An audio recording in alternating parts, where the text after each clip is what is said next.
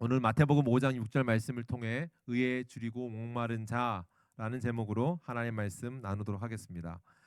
우리는 지금 팔복을 나누고 있습니다. 팔복을 나누고 있고 팔복의 내용들을 핵심에 대한 내용들을 우리가 확인하고 있는 중입니다.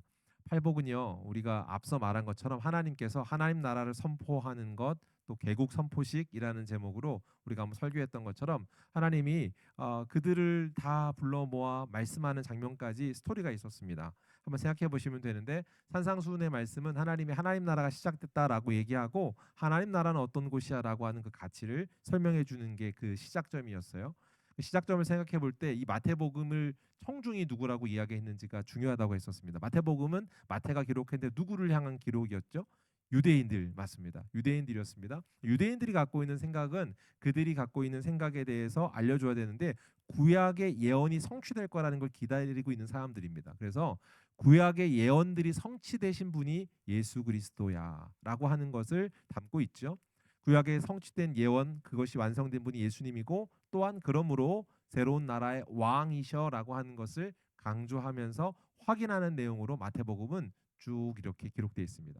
마태복음의 기록에 대한 내용, 예수 그리스도가 누구신지 소개하는 것 그것이 전체적인 내용인데 그 중에 첫 번째 말씀을 열면서 복에 관한 이야기를 시작하고 있고 오늘은 그 복 중에 네 번째 복, 의에 줄이고 목마른 자에 대한 이야기가 나옵니다. 자, 한번 설명을 해보겠습니다. 그러면 네 번째 복에 의에 줄이고 목마른 자라고 할 때 의는 무엇일까요? 라는 질문이 생깁니다. 의는 무엇일까요? 어, 영어 성경 NIV에서는 righteousness라는 단어를 썼는데 이 단어를 찾아보니까 정의, 정직, 공정과 같은 뜻으로 번역됐습니다. 정의, 또 정직한 것, 공정한 것. 정의라고 하는 것 뭐 생각할 수 있을 것 같아요. 도덕적 율법적인 정의로운 사람 또는 공정한 사람, 공의로운 사람, 공평한 것이라고 말할 수 있을 텐데 그러면 질문이 생깁니다. 의에 줄인다는 것이 그러한 공정한 것, 도덕적 율법으로 정의로운 사람이 복이 있다라는 말을 하고 있는 것일까라는 질문이 생깁니다. 한번 생각해 보시죠. 어떤 의도일까요? 어떤 의미로 주님께서 이 이야기를 하고 계신가? 이스라엘 우리가 유대인에 대해서 한번 생각해 보면 좋겠는데 유대인은요 이런 사상이 있습니다. 자기들이 선민이라는 사상이 있습니다. 선민이란 말은 나는 하나님께 선택받은 사람이야 이런 뜻입니다. 그러니까 유대인들은 특별히 이스라엘을 특별히 지정하여서 아브라함 때부터 약속하셨고 내가 너로 인해서 큰 민족을 이룰 거야라고 창세기 12장에 약속을 하셔서 그렇게 민족이 되어진 배경이 있잖아요. 그러다 보니까 그 조상 때부터 그들이 갖고 있는 심정 안에 우리는 선택받은 백성, 그래서 선민 사상이라고 갖고 있습니다. 선민 사상으로 갖고 있는 것에 두드러진 특징이 있는데 그 특징 중에 첫 번째 하나가 뭐냐면 우리가 선택받은 사람이기 때문에 하나님이 특별하게 준 뭔가가 있습니다. 법이 있습니다. 그게 뭘까요? 하나님이 특별하게 선택받은 백성에게 주신 법. 율법. 할렐루야. 어떤 분이 맞히셨 이쪽에서 김광수 집사님 없으셔서 누가 맞힐까 했는데 맞춰주시는 분 있었습니다. 이쪽이 맞히셨나요? 아무튼 율법이죠. 뭐 어떤 마음이었냐면 특별한 선민에게 주신 율법이니까 율법을 어떻게 생각하겠어요? 특별한 것으로 생각하고 아주 기쁘게 여기겠죠. 그래서 유대인들의 특징이 뭐냐면 율법 준수에 아주 목숨을 걸고 있습니다. 왜냐하면 우리에게만 주신 특별한 선물인데 그걸 우리가 잘 보호해야 되잖아요. 잘 그걸 지켜나가야 되잖아요. 그래서 율법 준수가 아주 사명처럼 여겨지고 또 하나 그러므로 갖고 있는 특징이 뭐냐면 그들이 그것을 준수하는 걸 통해 자기가 믿음이 있다는 걸 증명하려고 하는 것 그것이 그들의 특징이라면 특징일 수 있습니다. 이게 유대인들의 특징인데 그러한 사람들인데 그런 사람들이 지금 정의 그러니까 법을 지키는 것 이것에 있어서는 둘째라면 서러울 사람들이지 않겠습니까? 그들에게 지금 앉혀놓고 지금 설교하고 있다. 이걸 한번 상상해 보시면서 생각을 해보시면 될 것 같습니다. 자, 그러면 이 일에 대해서 잘 설명해 줄 수 있는 한 가지 사건을 제가 한번 소개해 줄 건데 마태복음에 나오는 부자 청년의 이야기입니다. 이 이야기는 마태복음뿐만 아니라 성경에 복음서가 4개가 있거든요. 그중에 특별히 마태, 마가, 누가를 공간복음 그 성경을 같이 불러서 이렇게 얘기하는 복음서인데 마태복음, 마가복음, 누가복음에 모두 나오는 이야기입니다. 오늘은 마태복음에 관한 이야기를 해볼 텐데 거기서 그 청년을 부자라고 불러요. 물질이 많은, 재물이 많은 사람이라고 부르는데 그 재물이 많은 청년이 예수님께 찾아와서 묻습니다. 주님, 선생님이시여, 도대체 무슨 선한 일을 해야 영생을 얻습니까? 이렇게 물었습니다. 그랬더니 예수님께 대답하세요. 율법에 나와 있는 것들 네가 알 터인데 나한테 왜 물어? 라고 대답하면서 그럼 어떤 율법을 지키라는 말입니까? 라고 하니까 주님이 말씀해 주세요. 살인하지 말라, 간음하지 말라, 도둑질하지 말라, 거짓 증거하지 말라, 내 이웃을 내 몸과 같이 사랑하라 이렇게 라고 말했다. 그걸 지키면 돼 라고 말하자 그 부자 청년이 뭐라고 답한 거 하니? 이렇게 대답합니다. 그것은 내가 어려서부터 모두 지켰습니다. 그것은 내가 어려서부터 최선을 다해 지켜오던 겁니다. 그러면 무엇이 부족하겠습니까? 이렇게 대답했습니다. 자, 이게 유대인들이 갖고 있는 실제 삶이었을 것이고 그들이 갖고 있는 사상입니다. 율법을 어떻게 해요? 아주 철저하게 지키고 그들이 생명처럼 최선을 다해 지키는 자들, 그렇게 살아오던 사람입니다. 그러니까 앞서 말한 것처럼 의로운 것을 율법을 잘 지키는 정의로운 사람이라고 말한다고 한다면 이들은 아마 이렇게 대답할 겁니다. 우리는 어려서부터 다 지켰습니다. 라고 대답할 거란 말이에요. 그러니까 어떤 생각이 들어요? 아, 저 복은 우리 주려고 하는 말이겠구나 라고 듣고 이해할 수밖에 없는 내용일 겁니다. 그 자리에 앉아있는 유대인이라면. 왜냐하면 의를 그렇게 해석한다면. 그런데 주님께서 의를 그러면 뭐라고 말하고 있는 것일까라고 하는 질문을 두 번째 던져야 되는데, 왜냐하면 이런 질문에 앞서 오늘 5장 지금 6절이지만 뒤에 가면 20절에 이런 말씀이 있습니다. 여러분 갖고 계신 성경이 있으면 찾아보시면 되고요. 마태복음 5장 20절에 이렇게 돼 있어요. 내가 너희에게 이르노니 너희 의가 서기관과 바리새인보다 더 낫지 못하면 결코 천국에 들어가지 못하리라. 무슨 말을 하고 있어요? 너희 의가, 같은 단어를 지금 쓰고 있습니다. 너희 의가 누구보다요? 서기관과 누구요? 바리새인보다라고 있습니다. 서기관과 바리새인은 종교 지도자입니다. 그러니까 유대인 중에서 지도자들인데 유대인 중에서도 제일 열심히 종교적인 것들을 잘 하려고 하고 관습을 잘 지키고 종교성이 강할 뿐만 아니라 율법을 준수하던 사람일 거 아닙니까? 그런데 그들보다 더 뭐예요? 낫지 못하면 더 하지 않으면 천국에 결코, 그냥도 아니에요. 결코 들어가지 못한다. 그러면 이 얘기를 듣는 순간 어떤 생각이 듭니까? 만약에 의가 도덕적인 열심과 율법의 준수라고 한다면 아무도 들어갈 사람이 없겠다라는 생각이 들 수밖에 없는 말일 거예요. 아무도 받지 못할 복처럼 느껴질 겁니다. 우리에게 기준으로 된다면. 그러면 어떤 의도일까? 그러니까 이걸 통해 알 수 있는 건 이제 공식적으로 이거예요. 의라고 하는 것을 도덕적인 열심, 또 방금 말한 것처럼 단순한 율법 준수와 같은 종교적 행위로 이해하지는 않아야겠구나라는 것을 대강 눈치를 채실 겁니다. 그죠? 그럴 수 없으니까요. 지켜지지 못할, 받을 수 없는 복인데 그걸 너희 하나님 나라가 주는 복이야 라고 말할 리는 없지 않겠습니까? 그죠? 불가능한 거죠. 그렇다면 그러면 하나님께서 의에 줄이고라고 하는 것의 의는 무엇일까? 이 말씀을 잘 이해하려고 하면 이 단어를 잘 쓰고 있는 성경을 하나 이해하시면 되는데, 성경 중에 이사야 성경이라는 성경이 있습니다. 구약 성경이 나오는 성경이에요. 이사야서를 보면 의에 관한 것들을 계속 잘 소개하고 있습니다. 의를 설명하고 있고, 단순히 의라고만 말하지 않고 그와 함께 같이 비교하는 게 있는데, 그게 뭐냐면 바로 의와 구원을 같이 치환해 사용합니다. 두 가지를 대비하기도 하고요. 한번 들어보세요. 이사야서 61장에 나오는 건데 들어보세요. 내가 여호와로 말미암아 크게 기뻐하며 나의 영혼이 나의 하나님으로 말미암아 즐거워하리니 이는 그가 구원의 옷을 내게 입히시며 의의 겉옷을 내게 더하셨습니다. 지금 뭐라고 말했어요? 구원의 옷을 입히시고 의의 겉옷을 내게 더하셨습니다. 지금 하나님 기뻐하는 이유가 그분이 나한테 구원의 옷과 의의 옷을 주셨다라고 합니다. 강조하는 거, 옷을 주셨는데 어떤 옷이에요?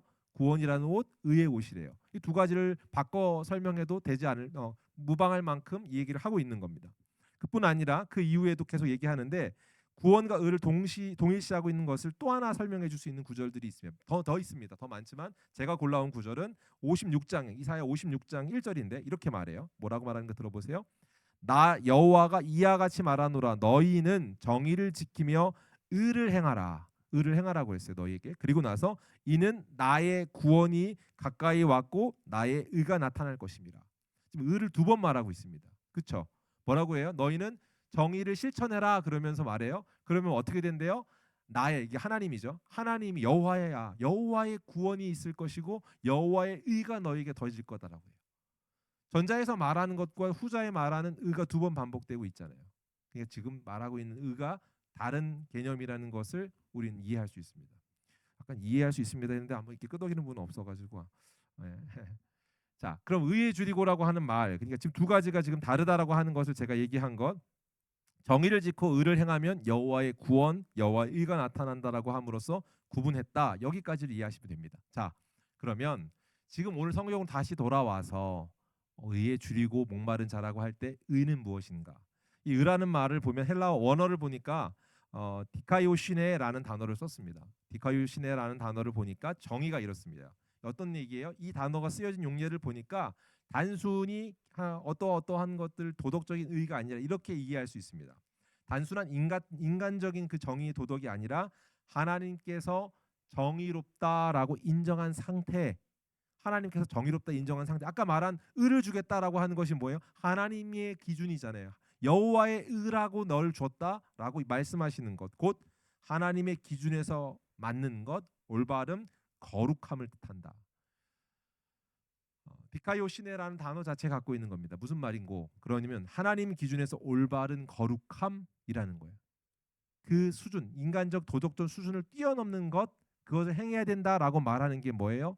너가 생각하고 있는 것이 아닌 하나님의 기준으로라고 말해요. 이 얘기를 한번 좀 더 깊이 생각해 볼게요.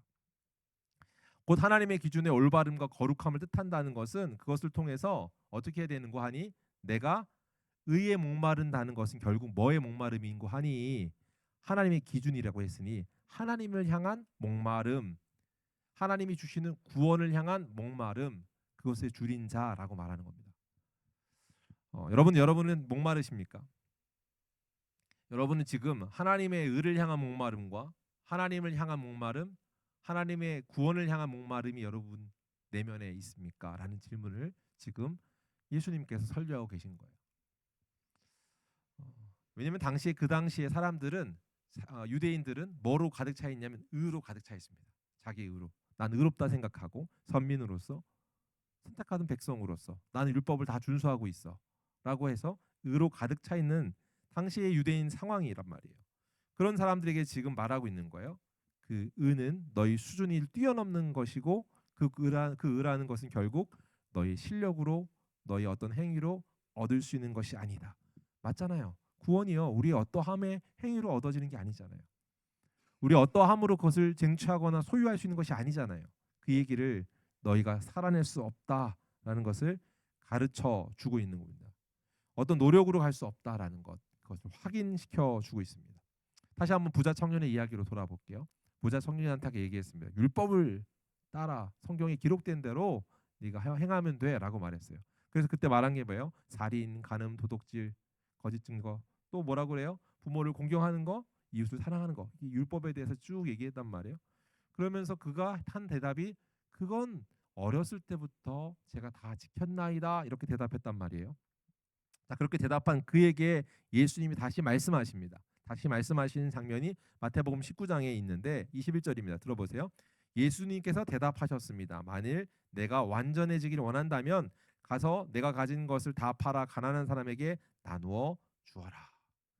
뭐라고 했어요? 이에게 지금 내가 다 어려서부터 다 지켰습니다. 내가 이웃 사랑을 내 몸과 같이 사랑하는 것까지 다 했어요라고 하자 주님이, 그러냐? 그러면 네가 가지고 있는 것을 다 가지고 나가서 가난한 이에게 나누어 줘라 했습니다.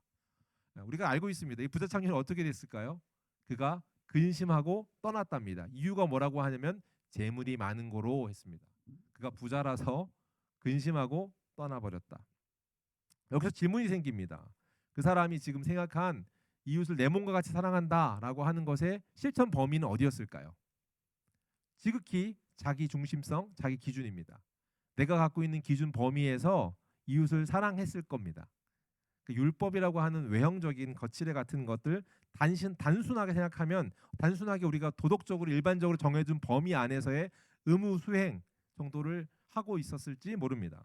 그래서 나는 다 했어요. 난 어려서부터 그걸 잘했죠? 라고 말하고 있는 거예요. 그때 대답하는 거예요. 그걸 뛰어넘는 거야. 내 기준은. 하나님 나라는 이 땅의 기준이 아닌 그걸 초월한 하나님의 기준으로 사는 겁니다. 사랑하는 성도 여러분, 지금 초청하는 게 뭐예요? 네가 생각하는 의로운 나라라고 하는 나라가 아니라 하나님의 기준인 의로운 나라를 네가 살게 되는 거야 라고 가르쳐 주는 겁니다. 이게 하나님 나라 개국 선포식의 어마어마한 파워풀한 메시지인 거죠. 네가 생각하는 기준이 아닌 그걸 초월한 걸 네가 살고 누릴 수 있게 된다. 너무나도 중요한 얘기인 거예요. 근데 그 얘기를 지금 어떻게 해요? 유대인들이 못 알아먹은 겁니다. 제가 방에서 이제 있는데 어머니께서 저에게 요청하셨습니다. 뭐라고 요청하셨는고 하니 너 책상 좀 치워라고 말씀하셨습니다. 책상 좀 치우라는 얘기는 어떤 의미예요? 책상을 치우라는 얘기로 하나 일관할 수 있는 건 야 방이 너무 더럽다 깨끗하게 해라는 의미일 겁니다. 근데 그 의미에 대해서 어떻게 반응했냐? 제가 이제 책상을 치웠습니다. 어떻게 치웠냐면 책상에 지저분한 걸 모두 서랍을 연 다음에 어떻게 했을까요? 서랍을 열고 거기에 다 쓸어 담았습니다. 그리고 서랍을 딱 닫았습니다. 어떻게 돼요? 책상이 깨끗해졌습니다. 저는 지금 1차원적일 수는 있지만 이미 책상을 깨끗이 차라라는 거에 대해서 순종한 거 그것을 잘 지켰을까요? 안 지켰을까요? 잘 지켰습니다. 어려서부터 저는 그렇게 엄마 말씀을 잘 듣는 아이였습니다. 여러분 이게 동의가 되십니까? 되게 우스운 얘기인데 이렇게 지금 유대인이 반응하고 있는 겁니다. 그런데 그리스도 복음 안에서 만나면 충격이 옵니다. 이 의도와 목적이 뭐였어요? 지금 책상을 정리하라는 것이었고 책상을 정리하는 것만 잘하면 나는 하나님이 원하시는 복을 얻을 거라고 생각했습니다. 어린 나이에 저 심용균이라는 아이의 복은 뭐였냐면 엄마가 말씀하신 책상을 치워라고 하면 빨리 책상만 치우면 나가서 놀 거라는 상상을 하는 겁니다. 내가 원하는 복이 있으니까요. 그런데 엄마의 의도가 야 책상 좀 치워는 뭐였을까? 책상을 치운 다음에 뭘 하라는 말이었을까요? 공부 맞아요. 공부하라라는 의도였을 겁니다. 자 기준이 어디에 있어요? 내가 생각한 것들, 내가 생각하는 수준 그걸 못 넘어가는데 예수 그리스도 복음 안에서 우린 본디 그 의도를 깨닫게 될 때 충격 받습니다. 어떤 충격을 받아요? 내가 실력 없다는 것을 깨닫게 되는 충격을 받습니다. 결코 내 실력으로 살 수 없구나라는 것을 확인하는 것, 그 출발이 오늘 성경에서 말하고 있는 절망의 순간입니다. 구약 성경을 찐으로 살아본 사람은 경험합니다. 그 경험하고 나서 하나 아는 거예요. 내가 정말 절망의 수준이구나라는 걸 깨닫는 거죠. 그럼 어떻게 해요? 절망을 경험하면 갈증이 생깁니다. 갈망이 생기는 거예요.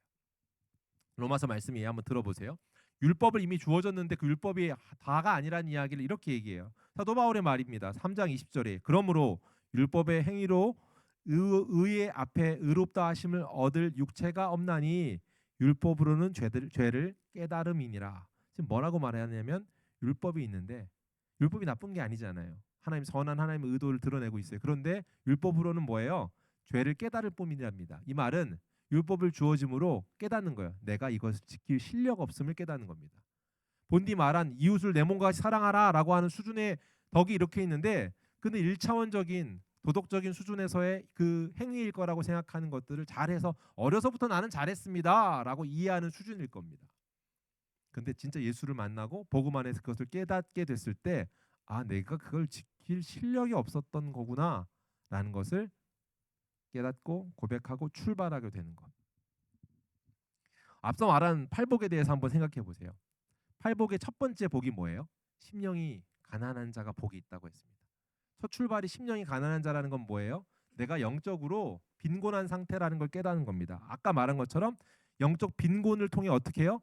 절망이구나라는 걸 깨닫는 것이 복이라고 했습니다. 절망이라는 걸 깨달으니까 어떻게 돼요?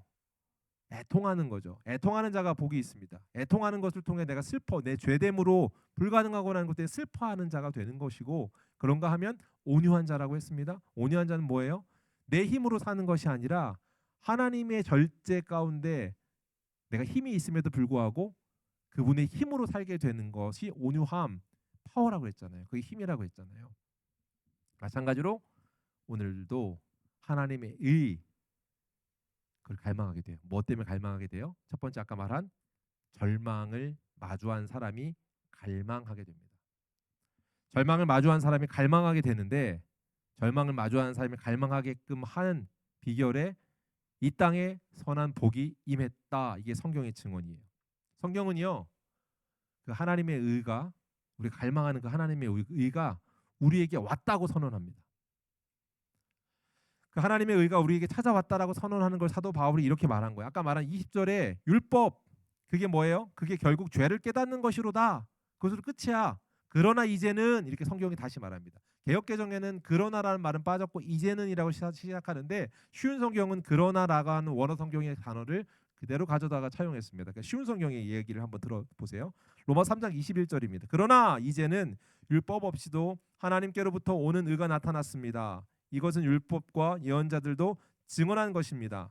하나님께로부터 오는 의는 예수 그리스도를 믿는 믿음을 통해 옵니다. 이 의는 믿는 사람이라면 누구에게나 주어지는 것이며 사람을 차별하지 않습니다. 의가 왔다. 그가 누구예요? 예수 그리스도. 이 단어를 기억하십시오. 복이 무엇입니까? 내가 절망의 수준이라는 걸 깨닫는 것입니다. 그러면 예수 그리스도가 소망이라는 걸 발견하게 되고 소망을 발견한 자는 어떻게 해요? 갈망하게 됩니다. 의에 줄이게 됩니다. 목마르게 됩니다. 그리고 계속 갈망합니다. 절망이 소망으로 소망을 발견한 자가 갈망하게 되는 것. 그것이 성경이 지금 복이라고 선언하는 팔복에서의 하나님의 메시지. 이거 새로운 나라에 사는 백성이 누리는 복입니다. 사랑하는 성도 여러분, 여러분 절망 가운데 계십니까? 그게 축복입니다. 내가 절망을 확인했구나. 소망 대신 예수께로 방향을 돌리시고 그분을 향하여 영적 목마름 갈망하는 저와 여러분이 되길 주의 이름 축복합니다. 오늘 성경에서 그러면 이 말을 하는 데 있어서 그를 갈망하는 것 목마름이 있냐라고 질문하는 겁니다. 목마른 자가 복이 있다고 하면서 그럼 여러분한테 질문 한번 드려볼게요. 여러분 목마르십니까? 지금 물이 먹고 싶기는 저도 합니다. 그러나 그런 목마름 말고 영적인 내 마음에 계속 찾게 되는 갈증이 있으십니까? 영적으로 계속해서 내가 이 해가람을 얻길 소망합니다라고 하는 소원함이 있으십니까? 일반적으로 목마르다라고 하는 것 결핍이죠. 지난번에 얘기했는데 결핍이 복이라고 하는 건 이건 모순 역설 사이의 역설입니다라고 한번 설명한 적이 있습니다. 성경에서 말하는 이야기 기억하실지는 모르겠는데 몇 주 전에 했으니까 기억을 아직 하시면 안 됩니다만 아무튼 모순과 역설이라는 이야기에서 나눴던 것처럼 새로운 나라는 일반적 상식이 아닌 어떤 거예요? 그 상식을 넘어서는 하나님 나라는 그런 새로운 나라입니다. 일반 상식을 초월하는 새로운 나라에서의 복 그러면 그게 뭐냐?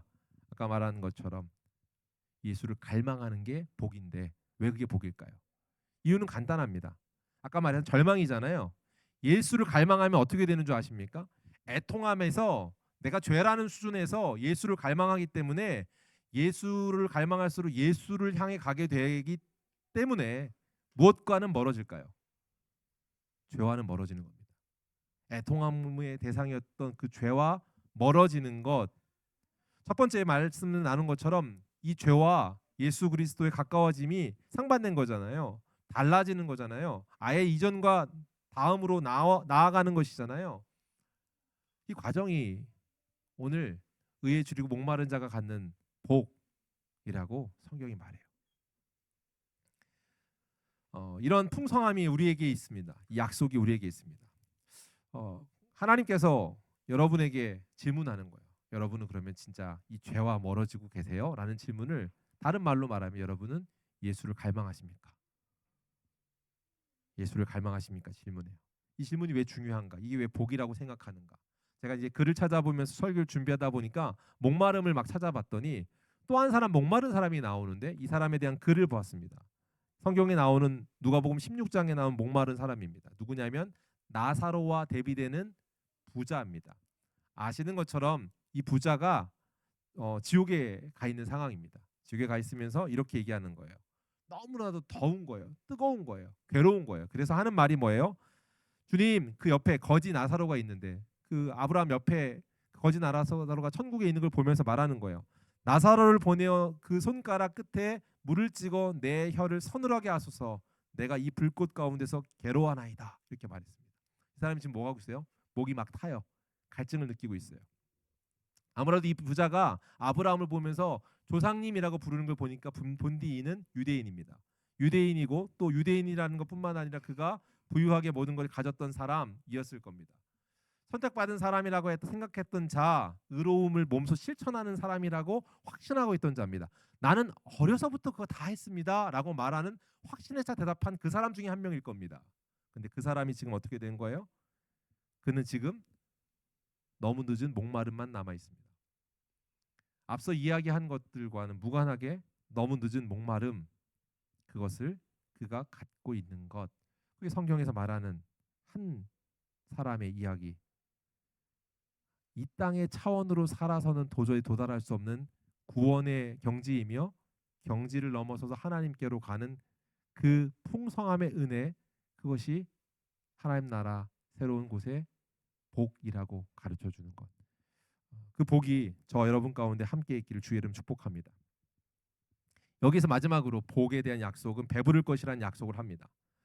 그들이 결국 하나님 안에서 참된 만족을 얻는다, 영적인 충만함을 얻게 되는 것이 복이라고 말하는 건데, 하나님께서는 우리가 이런 복 받기를 원하십니다. 기쁘시죠? 하나님 우리의 삶이 풍성하고 복 받기를 원하십니다. 여러분 어떤 복이 더 있었으면 좋겠습니까? 우리 남편이 좀 더 착해졌으면 좋겠나? 우리 아내가 그런 복을 바랄지 모르겠으나, 어떠함을 여러분들이 바라고 어떠함을 기대하는지 모르겠는데, 본디 분명한 것은 좋은 것으로 주길 원하시는 분이래요. 예레미야 선지자의 말씀에 인용하면 이렇습니다. 내 복으로 내 백성을 만족하게 하리라, 여호와의 말씀이니라. 하나님께서 그냥 주는 것이 아니라 만족하리만큼 주겠다라고 하십니다. 그런데 그 복을 뭐라고 해요? 내 복으로라고 했습니다. 하나님이 말씀하신 복이라고 하는 이 땅의 이 수준의 차원을 넘어서는 것, 그것을 주겠다라고 하세요. 흑백 요리사를 제가 한번 봤다고 그랬잖아요. 그때 보면 참 인상적이었습니다. 흑백 요리사란 요리 경연 프로그램이 있었습니다. 그래서 셰프들이 나와서 음식을 경연하고 나서 승자가 나오는 이런 겁니다. 근데 맛보는 걸 하는데, 그때 셰프가 두 명이었는데 하나가 안성재 셰프라는 사람이었고 백종원 씨가 셰프 그 심사위원으로 나왔습니다. 백종원 씨가 이제 심사를 하는데 진짜 많은 사람들, 뭐 100여 명 뭐 이런 사람들 뭐 계속 음식을 먹으면서 맛보고 탈락, 이렇게 합격 이런 걸 해야 됩니다. 중간쯤 갔으니까 아마 숫자는 좀 떨어졌을 겁니다. 그런데 그때도 막 요리를 하는데 그 단시간에 그 요리를 다 먹으려고 하니까 첫 번째 제가 드는 생각은 어떤 생각이었을까요? 진짜 맛있겠다, 부럽다, 이 생각이 들었습니다. 그리고 이내 어떤 생각이 들었냐면, 야, 저걸 저 짧은 시간에 다 먹으려면 힘들겠다, 이런 생각이 들었어요. 그런데 그런 생각을 하고 보고 있었는데 백종원 아저씨가 이런 얘기를 했습니다. 음식을 먹다가 뭐라고 말하냐면, 더 없어요? 이렇게 물어봤습니다. 그 무슨 말이냐면 눈을 가리고 음식을 맛보거나 아니면 뭐 이런 코너 그 프로그램이거든요. 근데 음식을 먹다가 더 없어요라고 물어봐요. 한 입만 먹어도 계속 먹으면 진짜 얼마나 많은 걸 먹어야 돼요. 그러니까 엄청 배부를 거라고 제가 생각하고 힘들겠다, 이런 생각이 들었는데도 그 사람이 그런 얘기를 하는 거예요. 왜 그렇게 말했을까요? 더 없어요라고. 맛있으니까. 예. 아, 무슨 말인고 하니, 음식이 입에 들어가는 순간 음식을 부르는 겁니다. 이 맛을 알게 되니까 이 맛을 더 없어라고 하는 겁니다. 먹은 것을 경험하고 나서 그 음식을 더 원하게 만드는 것, 주님의 만족은 여러분에게 더 갈증나게 합니다. 주님을 더 갈증나게 합니다. 주님의 만족이 여러분에게 더해질 때 더 갈급하게 여러분을 만들어 갑니다. 이 땅에 있는 한. 그게 무슨 말이냐면, 성화라고 하는 것으로 우리에게 이 땅에 온전한 영화의 때 완전한 만족이 이루어지기까지 여러분을 이렇게 끌어가는 겁니다. 이 땅에서. 무슨 말이에요? 성경을 기억하십시오. 오늘 의의 줄이고라고 한 첫 번째 의는 여러분에게 구원의 복, 절망이라는 것을 통해 소망이신 예수 그리스도를 통해 갈망하게 하는, 절망을 소망으로 갈망으로 가게 하는 것, 첫 번째 구원의 의. 두 번째, 예수 그리스도를 더욱더 가까이 하고 싶어하는 걸음걸음을 통해 죄와 멀어지는 것을 통해 우리가 어떻게 되는 거예요? 성화의 의로 나아가게 하는 것. 구원의 의와 성화의 의.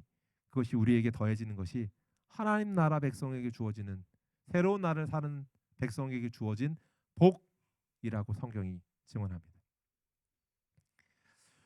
오늘 부자 청년의 이야기로 오늘 또 다시 한번 돌아와서 성경을, 오늘 설교 말씀을 마무리하려 합니다.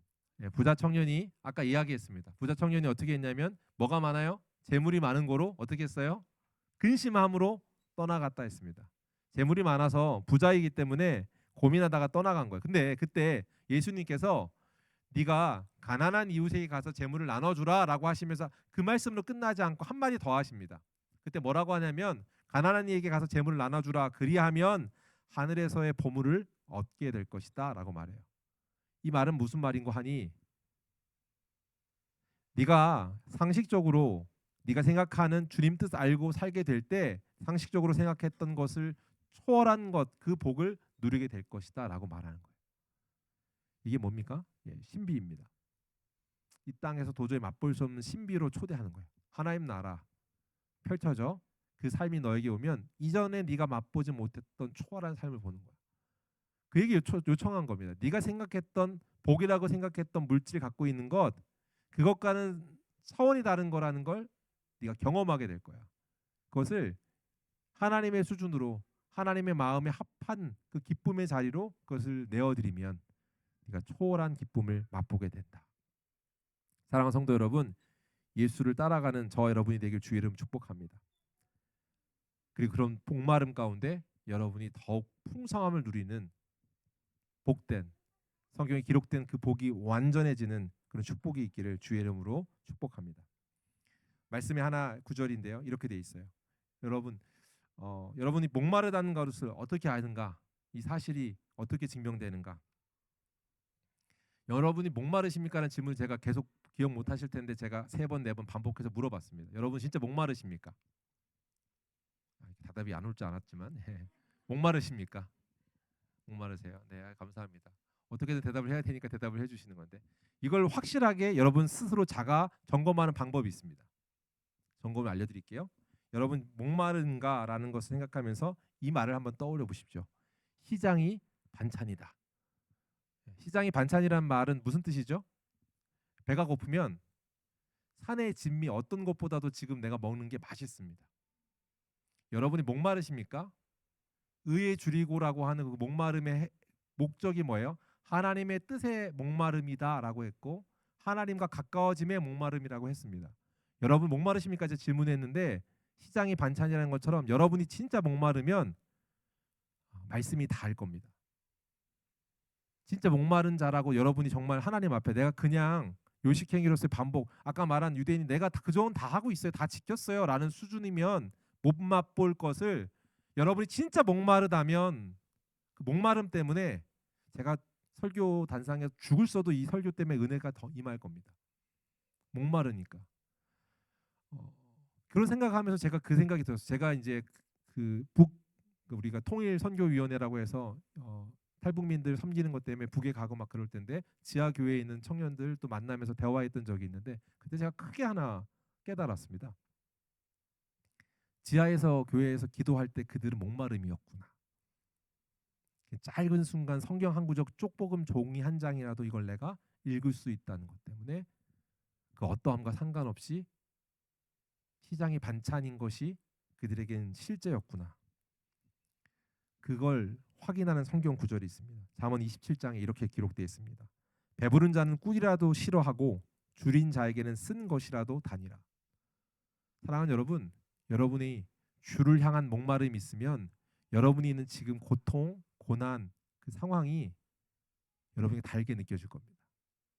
고난이, 시련이 달달한 말이 이해가 될 겁니다. 사랑하는 여러분, 이 땅에 아주 맛있는 반찬을 평생 먹으며 살 수 있는 비결이 그럼 뭘까라고 제가 생각해 봤어요. 여러분이 목말라 하시면 이 땅에 내가 어떤 상황에 있을지언정 어느 곳에 처해 있든지 하나님이 주시는 생수 때문에 복을 누리게 되는 줄 믿습니다. 목마른 자는 다른 걸 원하지 않습니다. 생수를 갈망합니다. 의에 줄이고 목마르라라고 한 저 명령은 이 땅에 사는 하나님 나라가 여러분의 삶에 오는 비밀 열쇠와 같은 말씀이라고 믿으며 여러분에게 이 말씀을 선물로 드립니다.